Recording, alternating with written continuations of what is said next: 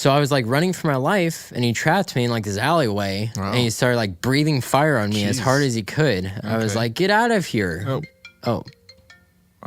Who's that? Hold on. We're kind of in the middle of recording. I gotta take this. Okay. Hold on. Hello? Hey. How are you? Yeah. I'm right in the middle of a podcast. Who is it? I gotta. Hey, who is it? Hey. Hold on one second. It's my uncle. Hold on. Okay. Uncle. Which uncle would it be? What's up? What do you need?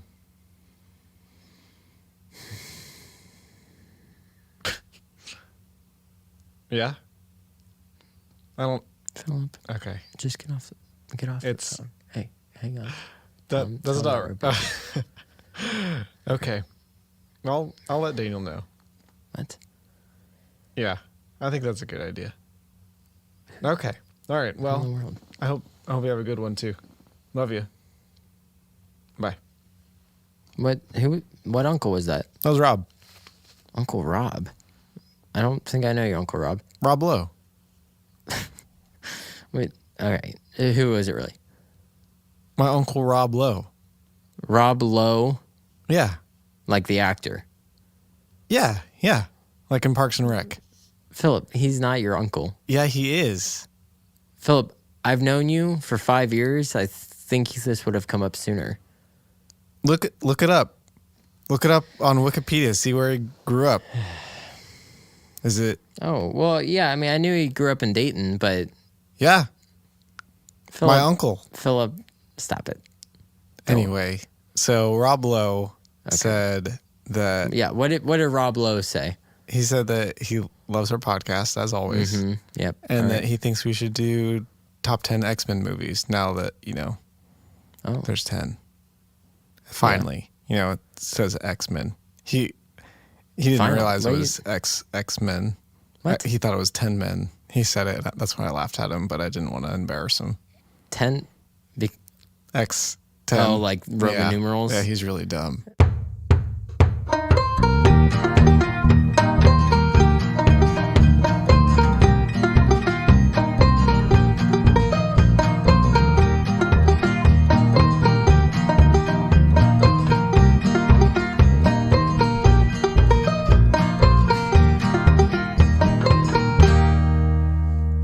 Hello, Daniel. Hey, Philip. How are you?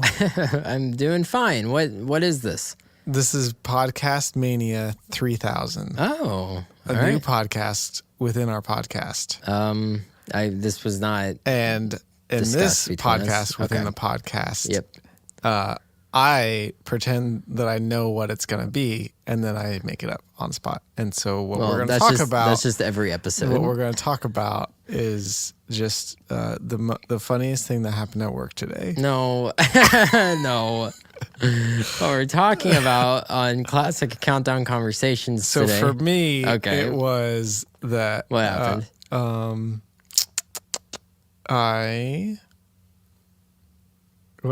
There really wasn't anything funny. Then why would you mention that? Oh my. Okay. Well, let's. A boring life. It's already off the trails, off the tracks on this episode. Let's steer it back onwards. Well. And let's talk about the X-Men franchise, Philip. Okay. If you take out the Deadpool movies, then there's 10 of them now. Hey, what is our podcast anyway? What's it about? It's counting down the best and worst that media has to offer. Oh, that's weird. My phone's ringing again. Oh my word! Hold on, I gotta take that again. Hello. Yes, this is Philip. Oh, I didn't know that. Okay. All right. I'll let him know too. All right, bye. No, who was it this time? Brad Pitt? That's funny. No, that was my mom. Oh. Yeah. What'd she say? She's a new patron. Oh, hey. Yeah. Welcome, Karen. Yeah. Welcome, my mother-in-law. which is what I've come to call you. Philip doesn't think that's the case, but I call you my mother-in-law. Yeah. Okay, yeah, we got 2, maybe 3. Maybe just 3. Maybe Daniel's mom. Maybe my actual mother-in-law. But she doesn't want to do it via internet. Yeah. So she's gonna give us money. Has she actually ever listened to our podcast? She has. Okay, good. Yeah. She likes it a lot. Okay, good. Okay. So maybe that's our market is moms. Maybe. Because we've got a couple moms going on. We got 3 moms as patrons. Well, maybe 4. Maybe as patrons. Yeah. Who's the third? Corey is a mother. He's our mother. Yeah. Spiritual mother. So let's get on. Let's get on with it. So back to what I was saying. Okay. Before Karen, before you called. Yeah. We are discussing the X-Men franchise today. Okay. Excluding the Deadpool movies. Okay. Even though the Deadpool movies are better than some of the X-Men movies, they don't. I just wanted to exclude them. Okay. They're not. Technically, they're in the franchise. Okay. But they don't feel like X-Men movies to me. Okay. They feel like an entirely different thing. All right. Even though some of the characters show up and whatnot. But yeah, let's move on. You know what my criteria is, Philip? That you like it or not? Kind of. Okay. I did. Let's see here. You did a real criteria? I did. I did. Whoa. Okay, so I did quality. Okay. Enjoyment. Okay. And memorability. Okay. Now here's get behind those. Here's the thing about the X-Men franchise, Philip. Tell me the thing about that franchise. Is that the quality is all over the place. Yeah. It's so weird to me to think that some of the movies in this franchise are in the same franchise because the quality is so drastically different. That's true. Like the enjoyment doesn't always come from good quality. Sometimes the X movies are just so like corny. Did you just like shorten it to X movies? Did I? I think you did. Oh. And I think that should stick. Okay. These are the X movies. That's what this episode will be called. Is X movies. No, I think we need to call it X-Men movies so people know what it is. All right. That's true. You got good stuff going on in your mind. I did think about making it something different, but no. Went against it because of that very reason. Well, yeah, so the enjoyment factor with the X-Men movies. The X movies, it's weird. It's a weird like line to walk because they're just such a hodgepodge of different things. So there's actually one in particular on this list that I know people won't agree with how I ranked it. Maybe 2. Oh. But it's because even though quality-wise they're not better than others, they're just more enjoyable because they're more schlocky. Okay. So let me look at my notes here. Okay. And we are going to go into my number 10. So, Philip, you got your list on your phone? He didn't make a list. He's just looking up all the 10 so he can know which ones are Can which. I just list through them so that people know what go we're ahead. talking about? Go ahead. Okay, first is X-Men. Mm-hmm. That's the original one. 2000. And then X-Men, similar to the way that we just shortened X-Men to X-Movies, became X2. X-Men United came out in 2003. Yeah, and then X-Men: The Last Stand, which should have been X3. What are they thinking? Yeah, but I don't probably know. because of Triple X, that movie called Triple X. Yeah, that was 2006. Yeah, and then X-Men Origins: Wolverine. 2009. X-Men First Class. 2011. The most comfortable the X-Men have been. First Class on that airplane. Okay. And then with the Wolverine. That was 2013. And then X-Men Days of Future Past. 2014. And then that's when Deadpool comes out is next, but we're not caring about it. That was 2016. X-Men Apocalypse. Was also 2016. Strange. Logan. 2017. And then this newest one. Well, technically Deadpool 2 came out last year, 2018. Yes, and then Dark Phoenix. In 2019. Okay. Are you impressed that I knew all the years. Did you have it all in your list? I don't. I don't have. You just showed me. That was purely off my memory. Wow. Okay, so my number 10, and I think that this is another one that people may not agree with. But so basically, whole list. I think 3 of them people may not agree with. And, and so this is one of them. All right. X-Men Apocalypse. Apocalypse. Look out! Ah! It's Apocalypse. Oh no! This movie is not memorable at all, Philip. Tell me about this movie because I don't remember it. I think I've only seen one of these movies. Yeah, I don't think you've seen Apocalypse. Okay, so this is after Days of Future Past, after they changed the timeline. Okay. This must be a splintered timeline because things are different than they are, later on. So basically, starts out in ancient Egypt. And they hint at that at the end. Yeah. They start out and they're trying to swap Apocalypse's mind into a younger body. Okay. But then some of his henchmen or disciples or whatever they are, they're like, no, we're gonna trap you in this pyramid. Gotcha. And they send him down this pyramid. His 4 horsemen are fighting and stuff, but he gets trapped. Hard cut to the 80s. Oh.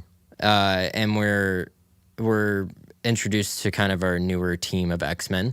Okay. So we got Professor X, and then we got younger versions of classic characters, like Cyclops, Jean Grey, and Storm. Okay. And Nightcrawler comes into play. Mm-hmm. So we kind of hook up with them in 1983, and then through archaeology, Apocalypse is discovered, and he's awakened from his slumber. And then basically that's how I wake up every morning. Archaeologists again. Yeah, they're tapping on you and stuff. I'm alive already. But anyways, Apocalypse just kind of wanders around Egypt for a bit, and he touches the TV and learns knowledge from it. And then he's like, and then whoa. He's like, I feel like I just watched the movie just now.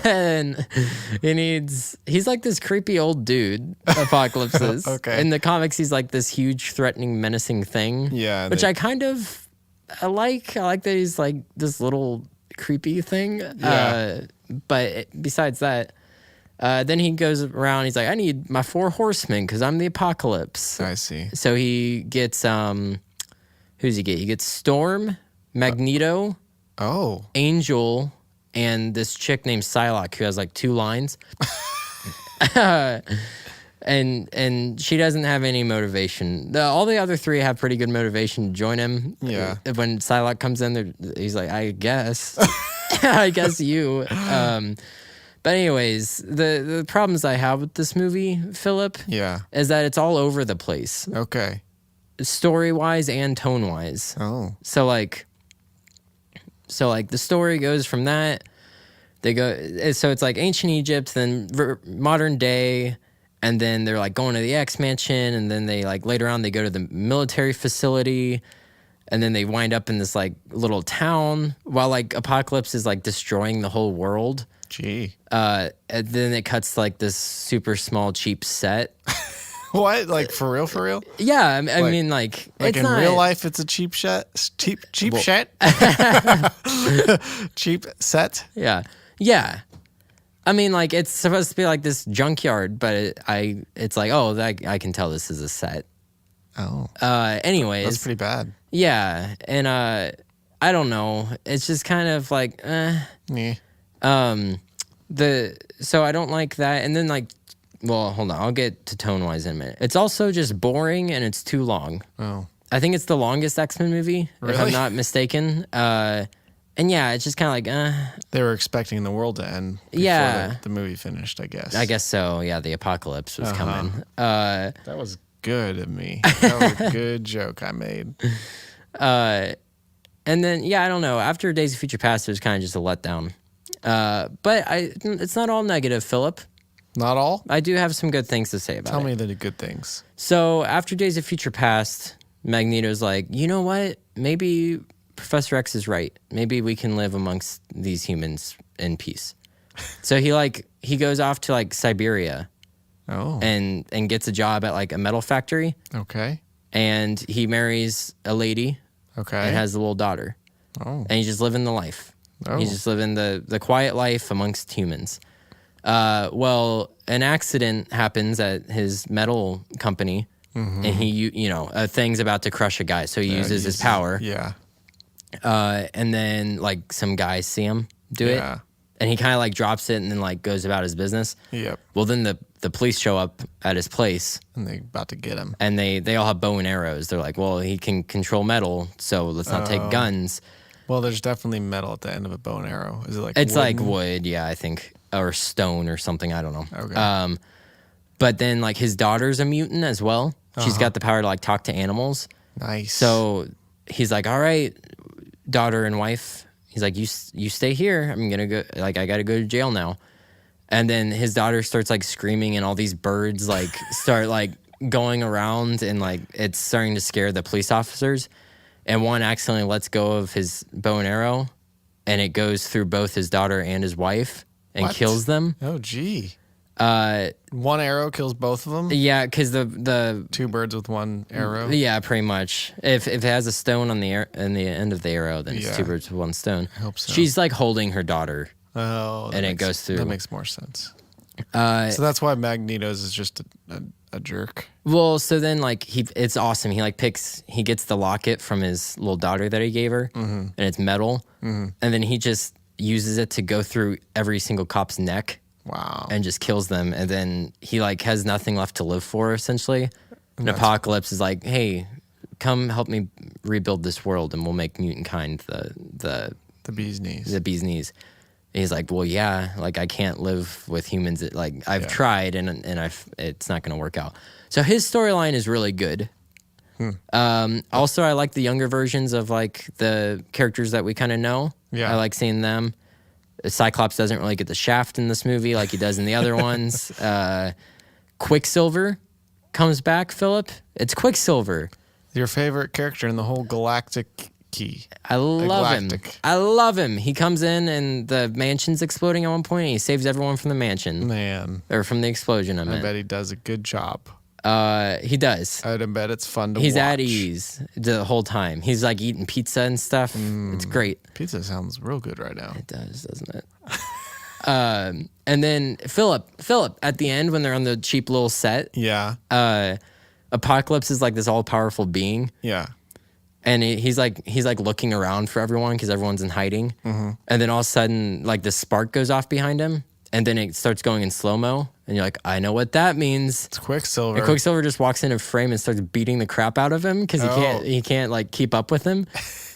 I'll show the clip to you afterwards, but it's awesome. And then Apocalypse, like his eyes start moving really quickly, and he can like pinpoint his moves. So he makes like the ground come up and like encase Quicksilver's leg, and then he breaks his knee. Ouch! So he can't run no more.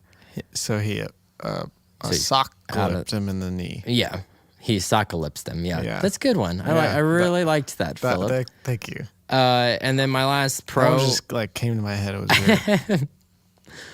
And then the last good thing I'll say about this movie is when they're in the military facility. The military like captures the X-Men and takes them to the facility. They go into this room, and there's like this big cage thing, and something's banging on the cage. So they open it up, and it's Wolverine because they've been doing experiments on him. And he just goes through and just takes out all the military guys. Dang. There's like, and for a PG-13 movie, there's like blood spraying on the walls and stuff. It's pretty. Really? Is it just that one scene that has a lot of blood? That's probably yeah, I think so. Yeah, if another movie didn't come out after this, then I would say this is the best Wolverine berserker scene there is. But it's not. But it's pretty all right. It's pretty all right.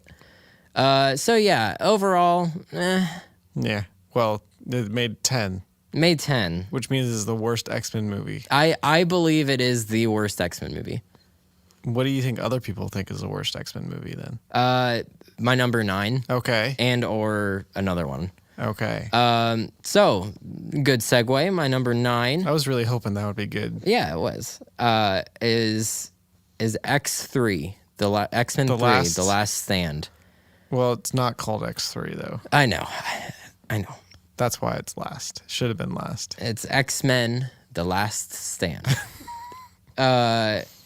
You know why this one's not very good, Philip? No, tell me why. It's not as all over the place as Apocalypse is, but it has two storylines that it can't really seem to decide which one it wants to devote time to, and it ends up not really devoting time to either one. Okay.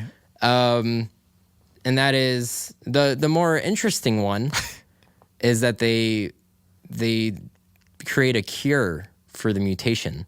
Okay. I think I know this one. Okay. I think I know this one. So there's people like mutants are like, let's go, like people like Rogue who can't touch people because of her mutation. Yeah, she wants it. She wants it because she wants to make out with her boyfriend. Gross.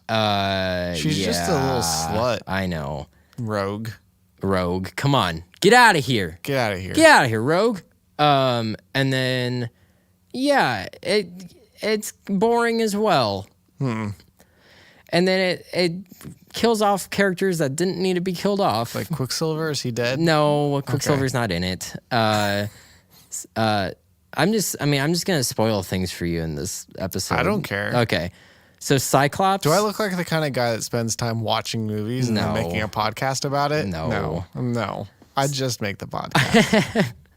So 3 major characters die in this movie, and 2 of them were not necessary. Okay. Cyclops dies. Okay. In literally the first 8 minutes of the movie. That's fast. And he's supposed to be the leader of the X-Men, and they kill him off.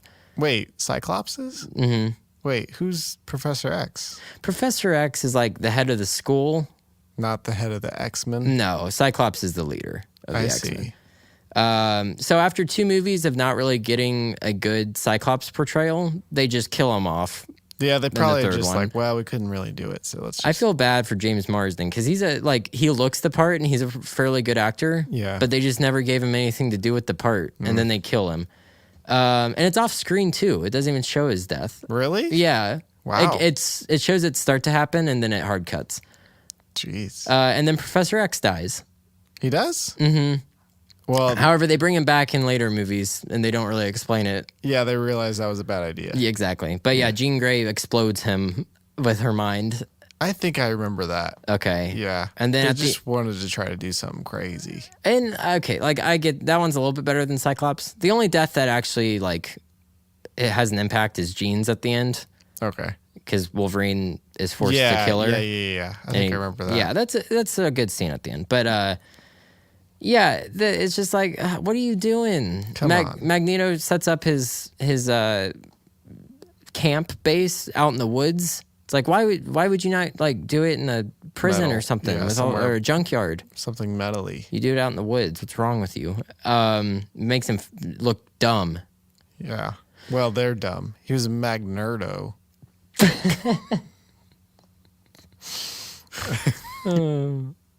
You're just full of it. Full of them today. I'm full of it too. Yeah, you are full of it. But again, just like I don't think any of the X-Men movies are like unwatchable. Yeah. So there are some I got a list of pros here. Okay. Returning cast is good. Yeah. Yep. Especially Hugh Jackman. He's always good. He's the saving grace of all these movies. He's just fantastic in the role, and I miss him. You know Disney's gonna get him back. I mean, I think they're gonna recast everything. Disney's gonna bring him back somehow. I don't know about that.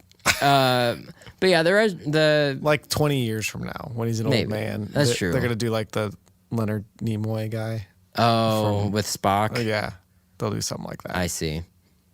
I don't know. Then us old farts will be like, oh, we know what happened it's there. Hugh Jackman. He's our Wolverine. Yeah. I mean, that'd be pretty cool, I guess. All right, continue. Along with the Cure storyline, we were introduced to a new character. His name's Angel. It's a pretty lame name. All that he does, he has angel wings and he flies. I remember not liking that. No, that's a good, like, his dad basically invents the cure because he's so against his son having a mutation. Yeah. So then he's supposed to be like the first one to do it. He's like, Dad, I don't want to do this. And then he breaks out of his things, his angel wings come out. And yeah. you're like, whoa! And then he jumps out the window and flies away. Well, they make it sound like that's an X-Men power, but it's actually because he just had Red Bull. Because Red Bull gives you wings.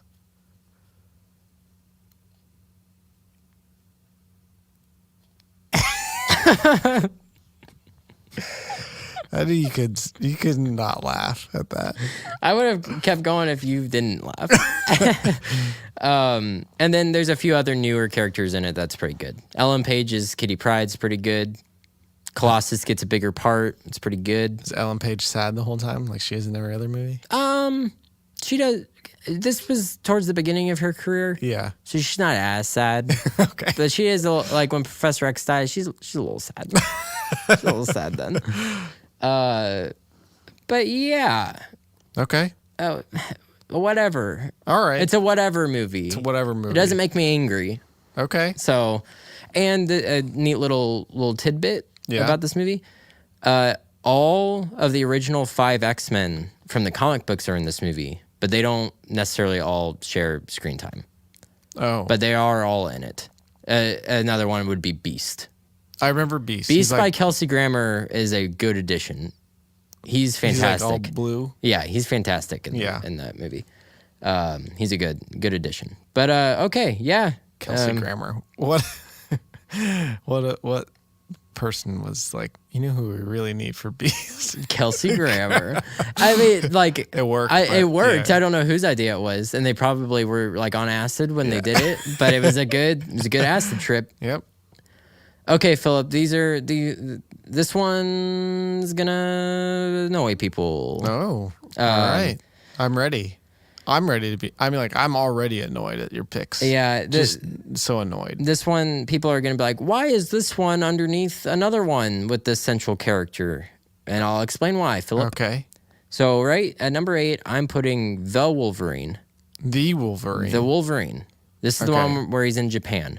Yeah, that one I didn't really see. Okay.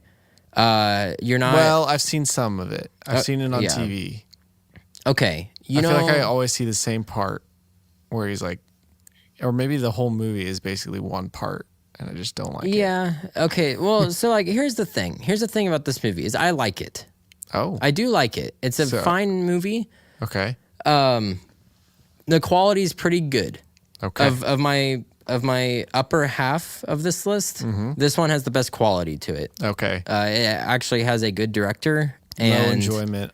High quality. Yeah, it looks like a movie. Okay. That someone had a vision for. Okay. But so like Hugh Jackman, again, fantastic. I'm gonna say that about all these movies. The inclusion of Yukio. Yukio? She's pretty good. I like her. Yu-Gi-Oh? Yu-Gi-Oh cards? It is weird. They do cut to a scene where they're just playing Yu-Gi-Oh. It's like, what is happening? I believe you. I like the setting of this movie.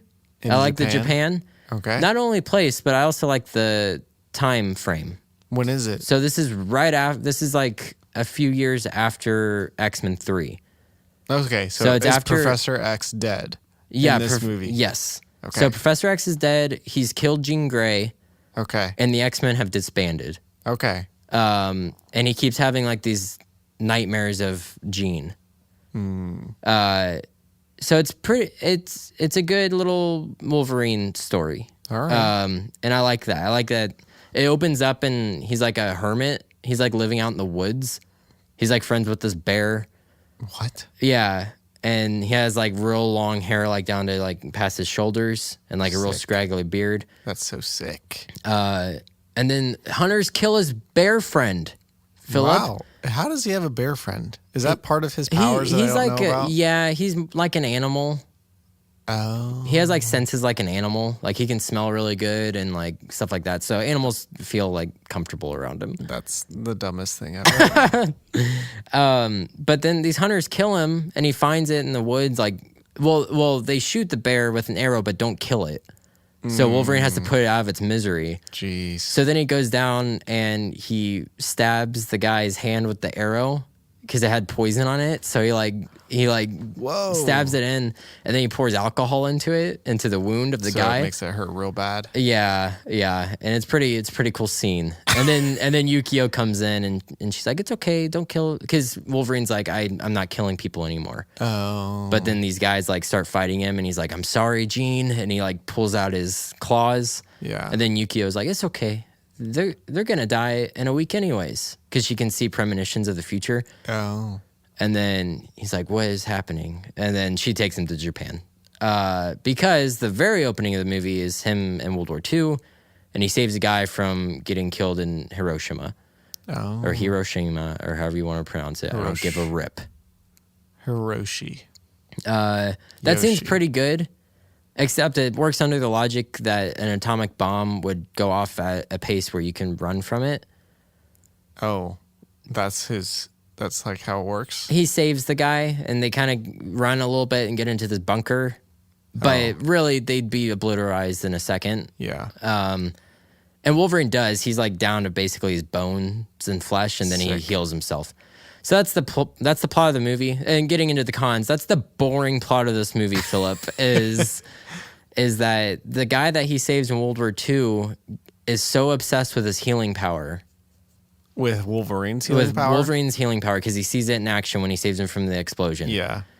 So he lives his whole life trying to recreate it, and then he's on his deathbed. He's like, bring the Wolverine to me. Oh, well, he should have done that to begin with. Yeah, I know. Figure out what was going on. So Wolverine goes, and he says goodbye to him. He's like, you can't have my power. I will die. And then he leaves. And then, nice try. And then there's a stupid love story.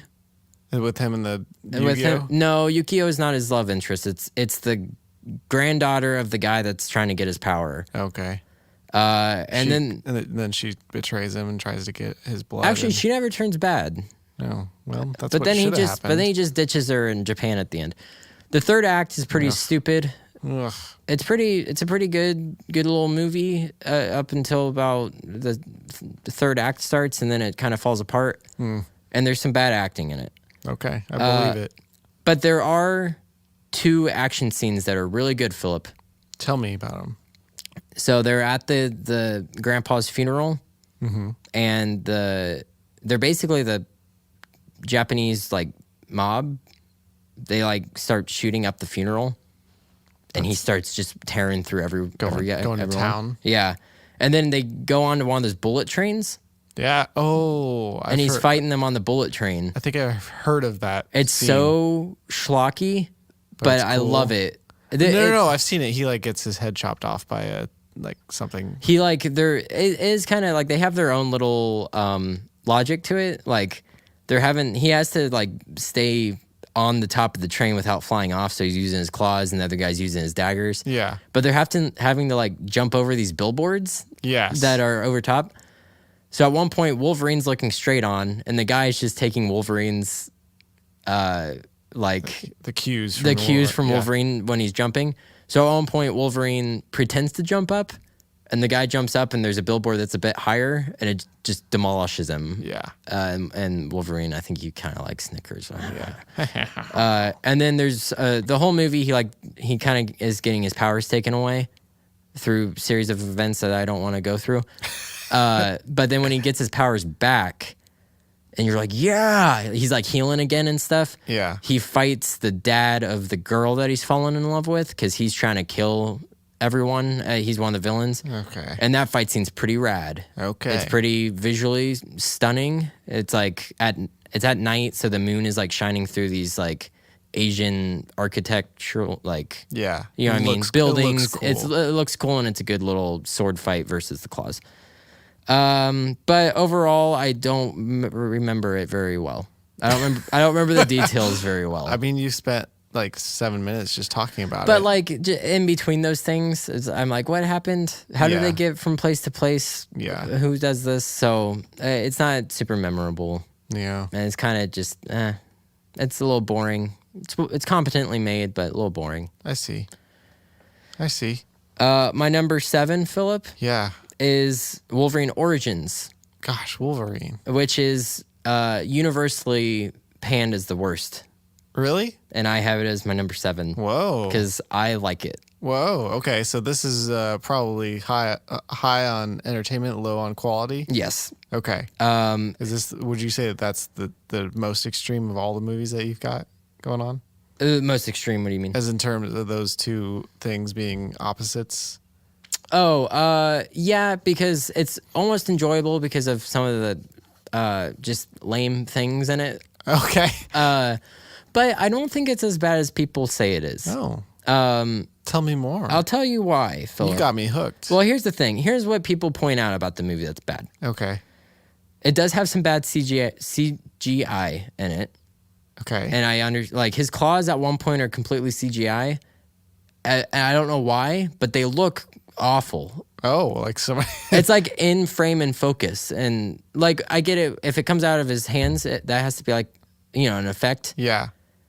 But then they cut away and then they cut back and they're still there. They're still there. It's like, why didn't you use props? You have the props from the previous movies. Why don't you use them in this scene? Maybe Hugh Jackman. Hugh Jackman. It was like, I'm allergic to metal now. So these got to be. That might be it. These got to be CGI. That might be it. It's like, man, I think we've cracked the code. My knuckles just hurt. Now. Yeah. I think you've cracked it, Philip. Well, where do they come out? Is it in between? It's in between his knuckles. Okay, yeah. So you could just do that really easy. Oh, for sure, really easy. So I understand that. It kind of wastes, like, the whole thing about Wolverine is like he's supposed to be mysterious. Yeah. You kind of find out everything about him in this movie. Oh. You know what I mean? Like, it's his origin story, so you kind of realize, well, there's like 1,000 origin stories. Yeah, and that's the thing is, like, the interesting parts of his origin story, they don't really focus on. Oh. It's more like the parts of him being like a lumberjack and him and his wife, which is fine. Why don't you tell me about why it's a good movie? I will tell you. And the third act is It's not as bad as the third act of the Wolverine, but it's still like an third act. But why it's a good movie, Philip? Let's start at the beginning. Okay. The opening credits scene. Yes. Is one of my favorite scenes of all time. In all movies? In all movies, Philip. Whoa. It's definitely my favorite opening title sequence. Okay.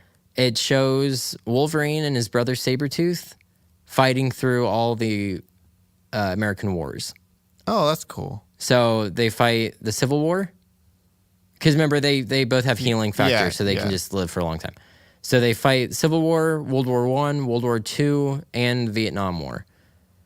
And it's showing, the credits and stuff. Yeah. But like, it's in these really cool, it'll like show clips of them like fighting and stuff. Yeah. And then it'll like take kind of a flash picture. And it's cool. It's like really. Is that the sound it makes? No. It has pretty epic music playing. Okay. All right. You want to get it? Yeah, you want to get him out of your system. All right, that's all I got. All right. Oh, sorry. Guys, you don't know how badly I just want to hit Philip right now. And through this, you've gotten me off track, Philip. This episode's already going on too long.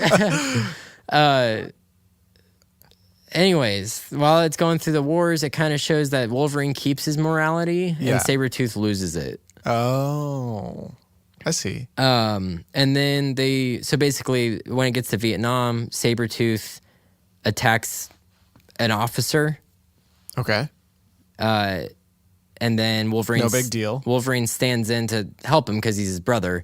Yeah. So they get captured and they do like a firing squad. But they just die. They just don't die. Right. And Sabretooth's like, wake me when it's over. And he gets like a little like smirk on his face. And Logan's starting to realize like, okay, he's just going off the rails. Like he knows that he can't die and he's going to do whatever he wants because of that. Oh, so does he have to kill his brother? Well, no. So then after it like cuts to black and fades back in and they're in prison and Stryker comes in. He's a military. Basically, he gets a band of mercenaries together to go do, like, illegal things. Mm-hmm. And he hires them. Okay. And that's why I like this movie a little bit more than The Wolverine, is because there's more mutant characters in it. Okay. There's, like, This was the introduction of Ryan Reynolds' Deadpool. Oh, really? Yeah, he's great in the beginning scenes. He's awful in the later scenes because they basically sew his mouth shut and make him not look like Deadpool. Oh, weird. And give him a bunch of powers. Basically taking away what makes Deadpool special is his mouth. Yeah. But they set that up really well earlier in the film that, like, he's just annoying and talks too much and, like, all this stuff. So there's him. There's a few others. A guy that ends up being Blob later on in the film. The Blob. The Blob. He's real muscular, but then after the events of the movie, he gets an eating disorder and becomes fat. Oh. Will.i.am of the Black Eyed Peas is in it. Yeah, that should be number one reason why this movie sucks. Anyways, so then they kind of get into illegal things, and then Wolverine basically is like, I'm out. You know, it should be illegal. What? Casting Will.i.am in anything. That should be illegal. I will agree with that. Yeah. And then he leaves. He's like, I'm done with this. And then he goes and lives and basically starts his life over. I wish Will.i.am did that. Sorry, Will.i.am. I know you're a listener. Yeah, we love you. But then, yeah, so the opening's pretty good. We get Liev Schreiber's Sabretooth, which is amazing. This was the introduction to Ryan Reynolds' Deadpool, which is really good. And Taylor Kitsch's Gambit is really good. So we get really great actor characters. Okay. And then Sabretooth and Wolverine's relationship throughout the entire movie is like pitch perfect. It's amazing. I love it. The bee's knees. It's the bee's knees. Yeah, those are kind of what I like. And it's I would have figured so. Yeah, and it's more like I can understand. Like Wolverine has a good motivation throughout the movie, and you're kind of behind him. You're like, yeah, like I understand why you're doing this. It's enough to carry you through the movie. You know what I mean? Like it's like it works. It's competent. Yeah. It works how a movie should work. Yeah. It's just there's some dumb parts in it that I think people kind of stick that into like that's the whole movie, and I don't think they're remembering quite right. All right. But yeah. I will not speak into it because I've not seen it. We will watch it together. I know that there's an elevator scene or something with Ryan Reynolds. Yes, that scene's really good. That's all I know. That whole opening part where the wars and then him with the team of the mercenaries. It's like a really good little section of the movie. A little journey you go on? Yeah. All right. Yeah. What are we on? Number 6. Number 6. Dark Phoenix. I just saw it last night. Wow, that's so low. I mean, it just barely didn't crack my top 5. All right. Most people are saying that this is the worst X-Men movie ever. Oh, really? And it's not. Okay. I can wholeheartedly say it's not the worst X-Men movie ever. Okay. So how much did this is still basically just not a Marvel movie. This is the last Fox X-Men movie. Okay. So this is the last bad X-Men movie. Pretty much, yeah. It will be. Hopefully. But it's not even that bad. Other than acting, I loved some performances and hated others. Other than performances, I didn't love or hate this movie. Okay. I liked some parts, I disliked other parts, and I was fine with it the rest of it the time. Okay. How spoilerly are we going to get right now? I will. A character dies. Spoiler alert for if you care about Dark Phoenix. I don't think anyone does. Jennifer Lawrence's Mystique dies. Oh. Which I'm fine with because she's awful at this point. Yeah. Why does Jennifer Lawrence even act anymore? She doesn't care about this franchise anymore. That's for dead sure. She's awful in this movie. I was saying there, I was like, is she doing this as a joke? And then you have scenes with like James McAvoy and Michael Fassbender, and they're like still giving it their all of these characters, and you're like, what the heck? You're bringing this movie down, Jennifer Lawrence, because of your stupid acting. Come on, Jen. Yeah, what the heck is wrong with you? Jen Lore. Jen Lawrence, more like Jen Borrance. I like that one a lot, actually. I'm trying to do one for each. Okay. I'm fine with that. We'll see if we can make that happen. But yeah, it starts out, and this whole movie's about Jean Grey. So going back all the way to X-Men 3, The Last Stand, not X3, X-Men 3. Yes. Please get it right. The other, so you know how I said it couldn't really devote time to one or the other. Stories. The other story is the Dark Phoenix saga. Oh, so they just. So this is pretty much remaking that. Weird. That's very strange. Yeah, I don't like that. However, it's definitely better done than X-Men 3 did it. Well, because now they had a whole movie to. Yeah. And that's why I liked. That's kind of what I liked about this movie. I saw it with Devin last night. Okay. And on my way home, I was like, what? I couldn't decipher what I thought about it. I was like, what was that movie? What do I feel right now? So I thought about it tonight and at work today. I was like, you know what? It's really simple. It looks like a TV show. The quality of it. Wow. Okay. Like a higher budget TV show. Like a Netflix film that's like done by a bunch of college students. Yeah. Yes. They got those 4K cameras, but they don't know what they're doing quite exactly. yet. Yeah. There were some shots where I was like, that's pretty neat looking. But I was like, it's kind of really simple. After X-Men Apocalypse, it was kind of a refreshing, like, this isn't all over the place. This is a really like focused script. It doesn't delve into a lot of the themes that I would have liked them like more so to do. But yeah, so basically, like, it's set in 1992, and humanity has finally accepted mutants. Oh. And Professor X is real happy. He's like, we finally have peace with these people. So like, Persephorus is now alive. This is before. Yeah, this is set in the 90s, as the other one was set in the 2000s. Okay, so, I didn't know that. Yeah, so again, this is the splintered timeline. This has to be because Mystique dies, and she's in the original. So it's time travel screws everything up. Anyways, so this shuttle of astronauts goes up into space, and they start running into some problems. And the it's so corny, Philip. The president picks up the phone. It has an X on it. He's like, Professor X. It's like, we need your X-Men to go up and help our astronauts. He's like, right away, Mr. President. It's so cartoonish. Like, it seems like a Saturday morning cartoon, and I loved it.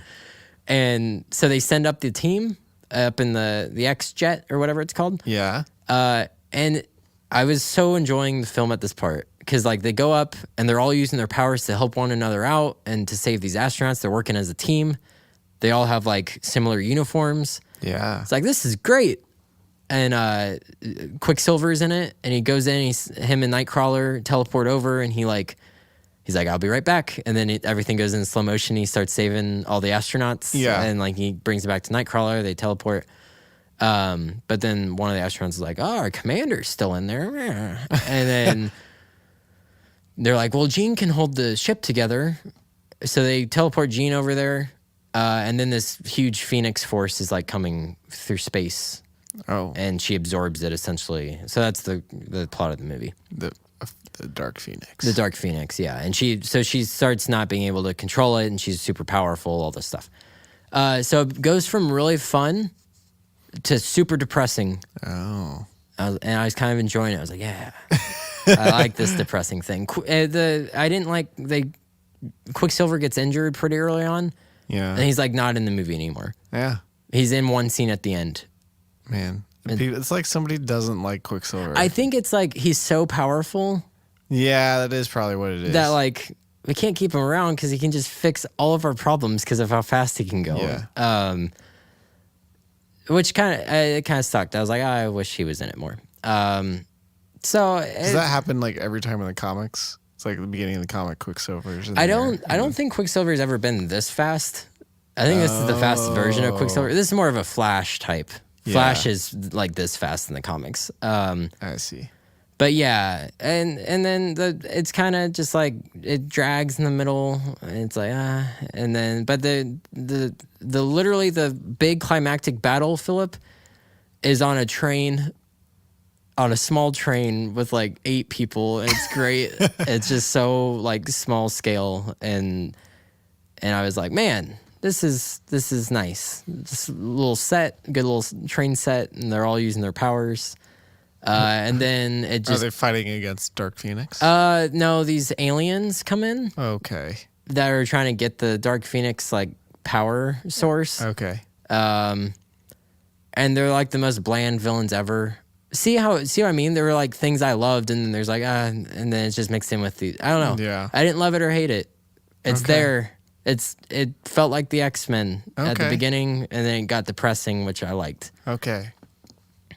With some mediocre stuff thrown in. So yeah, that was it. Oh my goodness, Philip, turn off your phone. I wonder who it is this time. Hello. Oh. You again. Who is it, Aunt Kathy? It's Aunt Kathy. How did you know? What is she doing? Aunt Kathy, what do you want? What do you want? I think we can make that happen. What is she talking about? Gosh. I think we can do that. All right. Bye. Okay, she wants us to do the Patreon stuff now. Well, I was gonna get to it. Jeez. What? All right. She was listening and she got kind of tired of waiting.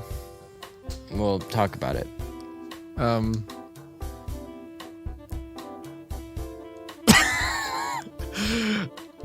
I've needed to clear my throat for so long that I just couldn't wait. I just can't wait any longer. Oh man. This is all staying in, by the way. All right, Patreon. Yeah. What's going on with Patreon? You know what's going on with Patreon. We got more. Well, do we? Do we have something more? No, we got more patrons. We have more patrons. So let's get up on here and get us some more. Give us money. You get so much stuff. You get so much stuff. You get a $5 tier, which gets you behind the scenes stuff and a whole bunch of extra stuff, and you get to be our best friend. And then you also, if you give us $10, you get a mug. Yeah, that stuff plus the mug. And it's really a real mug. It is. My mom tried to tell me that she didn't need the mug for us to save our money, and I said no. Mom, you get the mug whether you like it or not. Yeah. What you do with the mug is up to you. Yeah. But we are gonna send you one. Whether you throw it in the trash or not, it doesn't matter. But you drink out of it every day. Yeah, you get the mug and you will cherish Philip, that mug. I like this energy that's going through us right now. Give us money. Give us money now. And then if you're rich, give us $100. You don't get nothing special. Nothing special Nothing at all. special. Maybe a look from us. A look of approval. Like, we see you in the side of the street and we're like, all right. Yeah. There you are. There you are. We know who you are. So Zach Roth, give us $100 a month. We're waiting for it. Who else? Phil Wing. Give us $100 a month. Devin Del Grosso. Give us $5.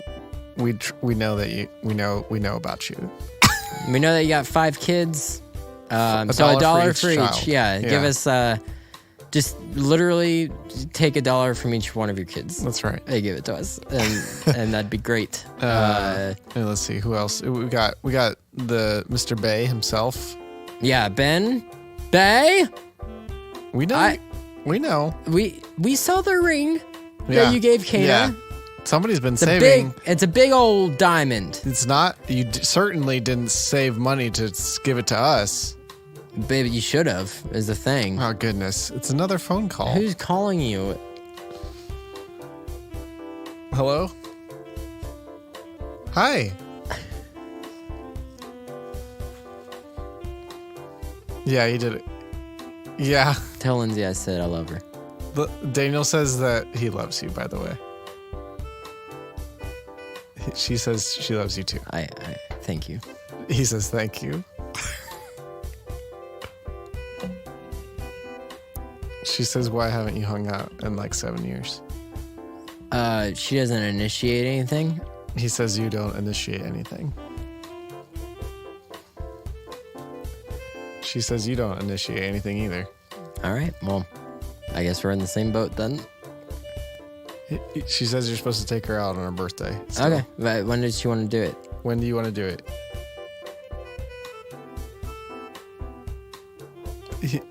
Yeah, I better freaking talk to her myself. Yeah. Okay. All right. Yeah. All right. All right. I'll text her. All right. So you need to. You did a kickbox workout, and now you need to eat.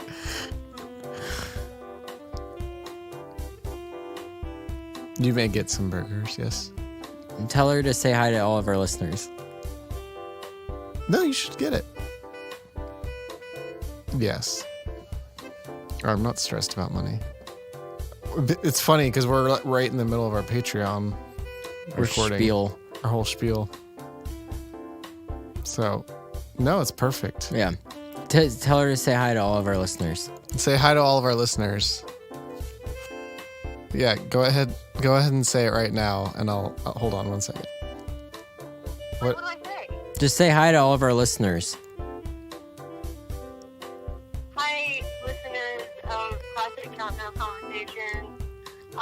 Me and my husband have just been hurting for some money for some burgers lately, so we would just really love if you guys would give to the Patreon fund.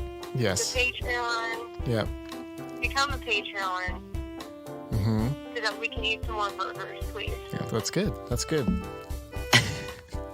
Thank you. I think that'll go a long way. Yeah, I think so too. Yeah, you go get you some burgers. Yeah, I mean, not just for Lindsay and Philip, because I need some money as well for some burgers. So, if you could give for both Philip and I love you, and Lindsay, then that'd be good. Because I need money for lunch as well. Okay. All right. Should I move on? Yeah, let's move on. All right. So, Philip, now we're into my top 5. And this has been a long one. This is a long one. And these 5 I don't think there's nothing wrong with them. Just nothing wrong? There might be some things here and there, but in my mind, they're all good movies. Okay, so what makes them where they are? Yeah, so my number 5, Philip, we're going to go back all the way to the beginning, to X-Men. Just the original X-Men. The original X-Men.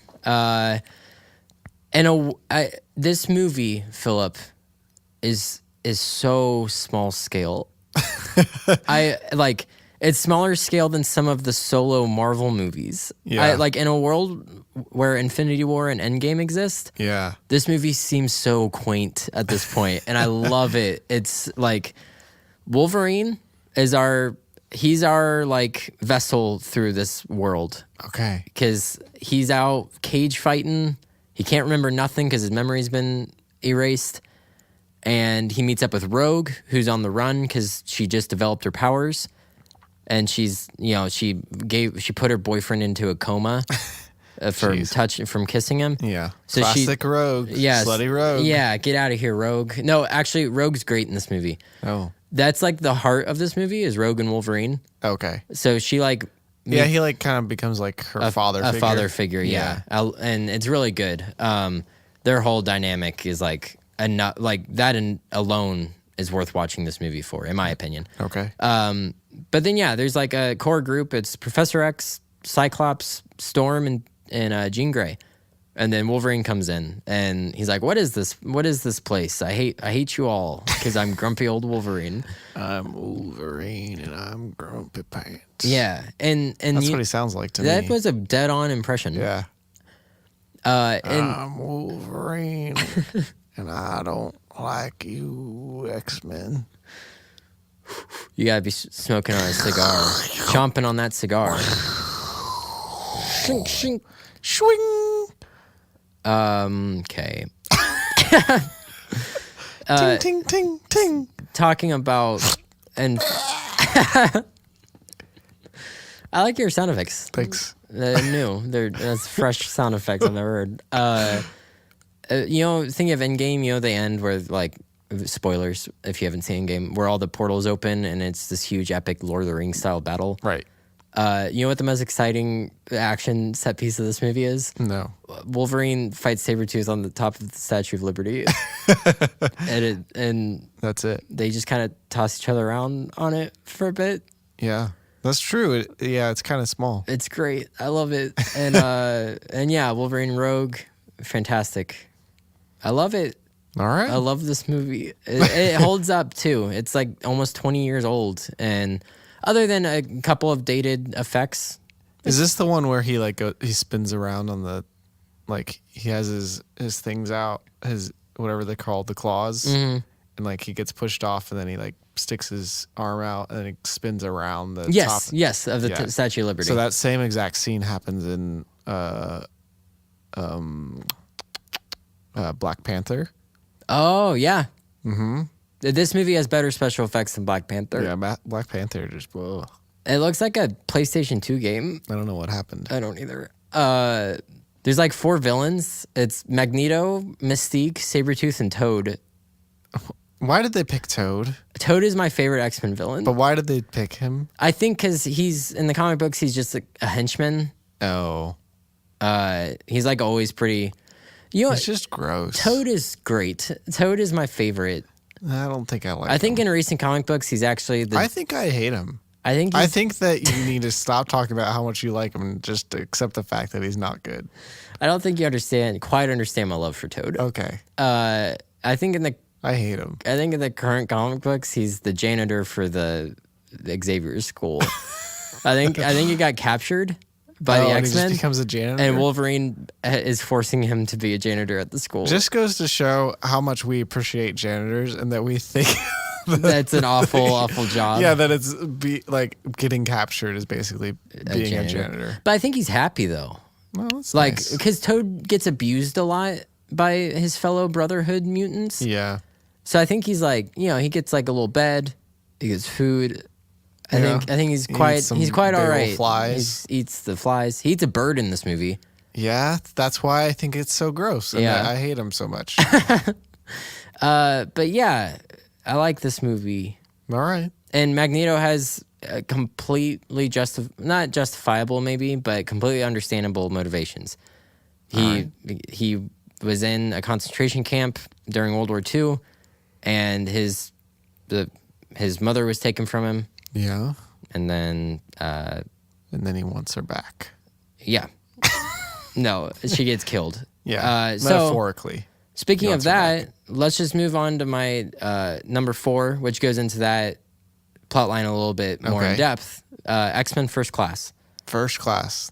The most comfortable they've been. They're just so comfy up there. Yeah.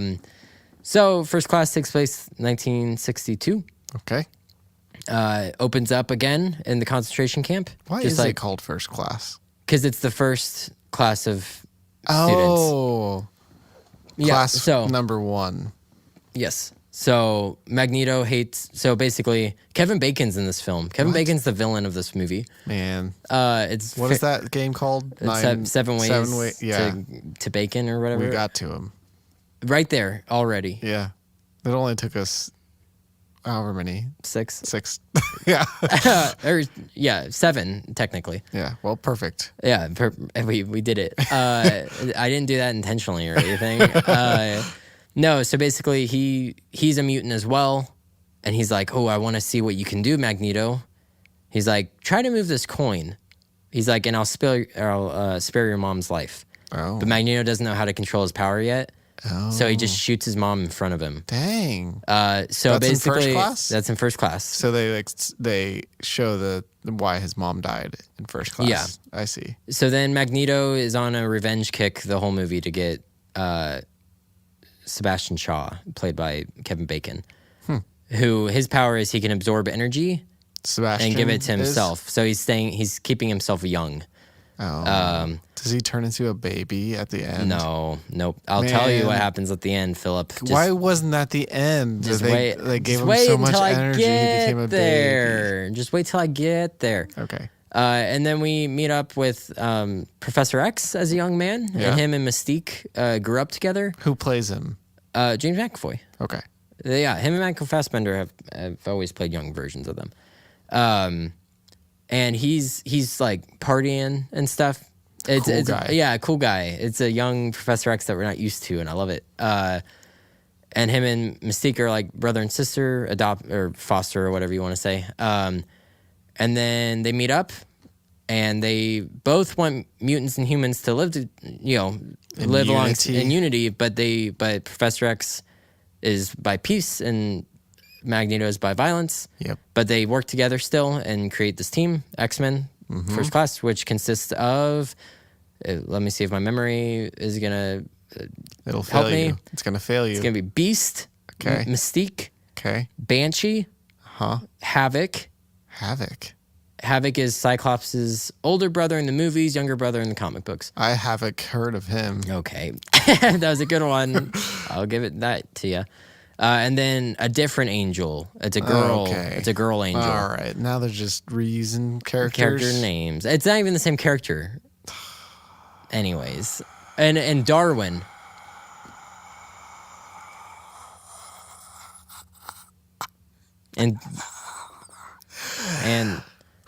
And Darwin. What if I just collapsed right there? What would you have done? I'd probably make sure you're okay. If you didn't wake up, I'd call 911. That's good. That's a good plan. All right, continue. And Darwin. And he basically, he dies earlier on in the movie. And then that kind of gives them a push to go get Darwin. Sebastian Shaw. But yeah, I like this movie. They work as a team. A lot of this movie is them like learning how to use their powers. Okay. So I like that. I like that type of stuff. And they learn how to like use their powers to help one another out. So they like figured out how to do an origin story. Yeah. In this one. It's a good origin story. Even though they did a movie after this one that, I guess, that is not good. Or is this the last origin story that has happened? Is the last origin story that they did finally figure it out. Yeah. Okay, good. Yeah, this one's... And there are some continuity... This is the movie that caused continuity errors. Oh. So there is that. That is a kind of a downfall. I think because at the time they weren't sure if they were rebooting it or making a prequel or both. Like they weren't sure. Nobody really knew. Yeah. So they just did what they wanted. Yeah, which is fine. Do what you want. Like, I mean, the director can do what he wants. But yeah, small cameo by Wolverine. It's played by Hugh Jackman. Really? He's in it for like 5 seconds. Oh. I'm not going to talk about it because he says a word that I can't say on here. Oh. And then... It says, what's up, big turds? Big Daddy Weaves. What you doing, big turdies? And then it ends with the Cuban Missile Crisis. Okay. That's one thing that the X-Men movies kind of ended up doing was they've taken real world events throughout history and the X-Men have kind of been the cause of them. Yeah, I like that. In Wolverine Origins, the end is when the nuclear power plants collapsed on 5 Mile Island. Oh. So stuff like that. But yeah, this one's Cuban Missile Crisis. And this is basically Magneto, him and Shaw finally are in confrontation with one another. The guy that killed his mother. Yeah. And he's like, Shaw's like, look, like I went mutants are the future of this like world. And then Magneto gets his helmet off and puts it on himself, which is the Magneto helmet. This guy's been wearing it. And he's like, I agree with everything that you've said. He's like, but I still have to kill you because you killed my mom. So he like lifts the coin. He's kept it all these years. And he's like, on the count of 3, move this coin. And he starts moving it towards Kevin Bacon, and he just puts it right through his head. Dang. And kills him. And it's great. And then Magneto comes out and he's like, let's look at these humans, brothers and sisters. And it's like the Russia and America, and they're shooting the Cuban Missile Crisis is happening. And he's like, they'll never accept us. And then this other chick that's there that kind of is Professor X's love interest, she starts shooting at Magneto and he's deflecting the bullets. And one of the bullets goes into Professor X's spine, and that's what paralyzes him. And then Magneto leaves with Mystique. He takes Mystique from him, from Professor X, and then what a jerk! And then it ends. That's the end of the movie. There's like maybe 2 scenes after that, but it ends. Why is it so high on our list? It's pretty depressing. I love it. Okay, next. Get me in a better mood now. Number 3 is. Not ironically, X-Men 2, X2, X-Men United. Really? That's my number 3. I just assumed that wasn't going to be on the list for some reason. No, it's a good sequel. I don't remember it. It takes the characters, beefs them up, The villain is Stryker, who's the guy that put the adamantium into Wolverine's bones. So we learn a little bit more about Wolverine's past in this movie. Not full blown like the origin story. We just kind of learn hints. And Professor X and Cyclops get taken captive. Okay. So then the X-Men have to work together with Magneto to bring down a common threat, which is Stryker. Classic. Nightcrawler's in this movie. I remember that. The opening of this movie is one of the best comic book scenes ever. It's Nightcrawler's assassination attempt on the president. Yeah. And he's just teleporting and taking guys out left and right in the White House. It's so cool. It's awesome. And then, they have to lay low at Iceman's parents' house for a little bit. And Pyro kind of takes a front seat in this movie. Oh, I do remember Pyro. Yeah, he's one of Professor X's students, and then he leaves with Magneto at the end and becomes a villain for the third movie. Yeah. All around, just a good, solid movie. Okay. They have their goals that we know as an audience, and we want them to succeed in their goals, and they succeed. Jean Grey, she sacrifices herself at the end, but then she comes back in the third one as the Dark Phoenix, blah, blah, blah. Yeah.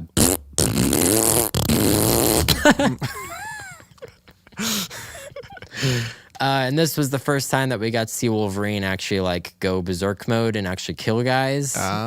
However, there's no blood, but that's okay. Boring. Yeah. All I wanted was the blood. But still, the military invades the school. Okay. And takes a lot of the students captive. Yes. And Wolverine's just tearing through them. It's pretty cool. Going to town. And yeah. Well, actually taking them to school. Good one. It's a good one. Really good, Philip. And yeah, you want Stryker to get his comeuppance at the end. Yeah. He does. That's a good word. He drowns at the end. There's a really cool fight scene between Wolverine and Lady Deathstrike. Who's that? It's Stryker's little henchman lady. Okay. But she has adamantium implants as well. Oh. So there's a pretty cool scene with them. She can heal and stuff. Yeah, good movie. Okay. There's not a whole lot. Just good. Just a good movie. I would even say it's a great movie. Okay. Whoa. Yeah. Great movie. Solid A-. All right. Number 2 then. Number 2. Now here's the thing, Philip. Tell me the thing. Here's the thing. I was up all night. I was like, okay. I was like, do I put these two? How do I rank these two? Because do I just do it as what's a better movie in the franchise? What's a better X-Men movie? What so and so? Whatever. And I finally decided I'm gonna go with what I went with. What I'm gonna go with, and my number 2 is X-Men: Days of Future Past. Okay. All right, which I do. So then I know what number 1 is. You know what number 1 is. I do think this is the best X-Men movie, as a team. Feels like an X-Men movie? Yeah, it's like a team movie. A teen movie? A team. There are some teens in it, I guess. Yeah. You and I went to see this movie together. That's why you like it so much. That is one of the reasons. Don't try to lie. Although I liked it, and that's why I wanted to watch it with you. I was like, come watch this movie. Yeah. This is in my top 10 favorite comic book movies of all time. Again, it had it seems like the script came first, and then they made the movie after the script was done. You know what I mean? A lot of times you'll watch, especially with some of the X movies, that you're like, is this a first draft? What is this? This is this went through 3 or 4 drafts of a script. They got it down to what they want. Well, they had time travel, so they knew we got to figure something out here. Right. We can't just go willy-nilly like we did for Wolverine. What was the one that was number 10 for you? Apocalypse, I mean. Look out. Number 10 was Apocalypse. But yeah, they're in a dystopian future. They hate how life has turned out. And they're like, let's go back and change this. They got to send Wolverine back. Yeah. It's so good. This is the introduction of Quicksilver in this franchise. And that, in my opinion, tops the Nightcrawler opening scene. The kitchen scene with Quicksilver is just... It is pretty cool. It's so awesome. And then it comes down to like a morality thing with Mystique at the end. It's not this grand battle. Yeah. It's just like, is Mystique gonna kill this guy or not? Yep. And then I guess it doesn't necessarily change the future as much as splinter off into different timelines. Yeah. So I guess the main, I don't know what happened. But anyways, Wolverine wakes back in a timeline that everything's fixed, which is what matters. And yeah, I absolutely adore this movie. I like Magneto a lot in this film. And Professor X. That's the thing I really like about this movie is Wolverine isn't the face of the X-Men. But he is. And for whatever reason, the movies think he is. But it's always been Professor X's ideology. Professor X and Magneto's opposing ideologies. Yeah. That's what the X-Men stories should be about. And that's why I like this movie is because Wolverine's a main character, but he's just like the catalyst for what's going on. Like he's the reason why kind of the plot's in motion and stuff. But it's more about Professor X, Magneto, and Mystique and the dynamics between them. That's true, yeah. So I think that's why I like this movie a lot is because it's not the Wolverine show. He's in it and he's fantastic in it, but like it's more about the things that make the X-Men the X-Men. Okay. So that's why I like this movie a lot. All right. And it's like a perfect runtime. I don't, am I sitting there and I'm like, man, this is like too long. I want this to go by quicker. Yeah. I'm just like engaged the whole time. And when it ends, I'm like, that was a good quality movie. It finished when it needed to be finished. Yeah, it was fantastic. Unlike most of our podcasts. Most of them go for too long. Probably this one will. For sure. Okay. Next. Philip, do you want to guess my number one? I don't think I can. Oh. I think that my brain doesn't know how to do process of elimination. Which would be... Say it for me. It would be... Rolling. Right. Okay. Rolling. All right. Rolling along. It's... Lauren? Yeah, no. Almost. You're almost there. Lyran. Okay. All right. Logan. Oh, Logan. There we go. Okay. It's Logan. Sorry, I thought, man. It's okay. It's okay. Forgot I couldn't read. There's nothing in front of you that you're reading. All right. Logan is, I just rewatched it. I almost made a joke that this was going to be your number 10. Oh. And then I was like, well, I don't want to give it away because I know that this will be your number one. Yeah. Was I making you sweat a little bit when I was like, I don't know which one I should have put? No, I knew. Okay. I knew that you couldn't go against your own conscience. Yeah, because not only, I said Days of Future Past is in my top 10 comic book movies of all time. Mm-hmm. This is probably in my top 10 movies of all time. Yeah. I rewatched it a couple weeks ago. It might be flawless. I don't think the Breaking Bad of movies. I think so. There are elements that remind me of Breaking Bad in this movie. But I was sitting there and I was like, there's nothing I don't like about this movie. Wow. Flawless in my sense, but still, like Daniel standards, flawless. There's not a whole lot wrong with it in like filmmaking terms either, if anything. So what you got in that list of flawless? Like Toy Story 2, Logan. You got The Iron Giant. Let's see what else. The Prestige. Oh, okay. Yeah. That's it. What was the first? Toy Story 2. Maybe Scott Pilgrim. Scott Pilgrim's pretty flawless. Ferris Bueller. I haven't heard any Star Wars. Oh, Empire. Sorry. I'm sorry, people. Empire Strikes Back is flawless. But yeah, so Logan, in my opinion, that is right, is up amongst the greats with of the movies. Stars. It is everything about it. I was just watching it. Like when I said that two movies were in the same franchise that I can't believe that's Logan and Wolverine Origins. Because Wolverine Origins is so cheap looking, and this movie looks absolutely fantastic. So is this actually done by Fox? Yeah. So this is the same director who did The Wolverine. Oh, really? I think there was a lot of studio meddling in the Wolverine. Okay. And then once they realized that he's a competent director, and that Hugh Jackman was going to take a pay cut in order to make this a rated R film, gotcha. They're like, "All right, James Mangold, just do what you want," and he just made a movie. There you go. The way it's supposed to be. Yeah, exactly. And it's man, is it good, Philip? Some good stuff. I want to watch it with you soon. Someday. Yeah, it's just like never are you bored.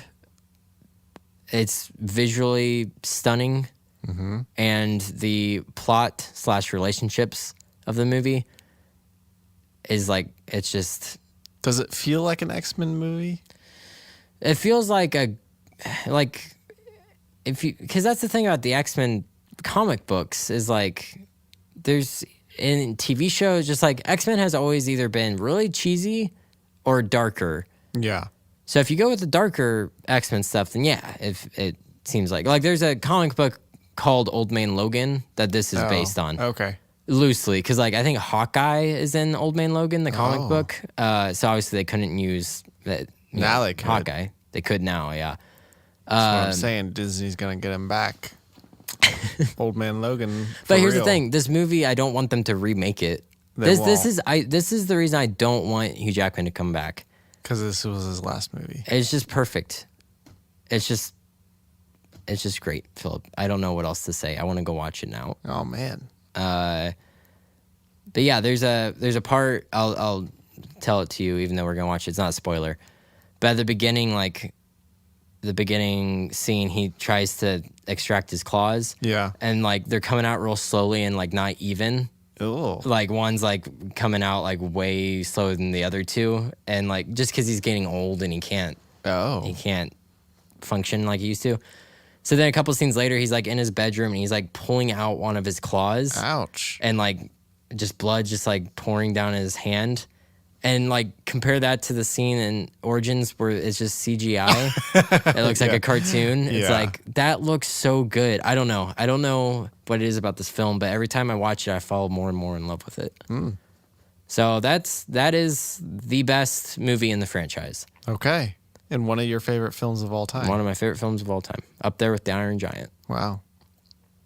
I don't think I even you don't love me as much as you love Iron Giant. I thought if you said as much as Logan, I'd say, no, I love you more. But The Iron Giant, it's definitely a toss-up. That's what I thought.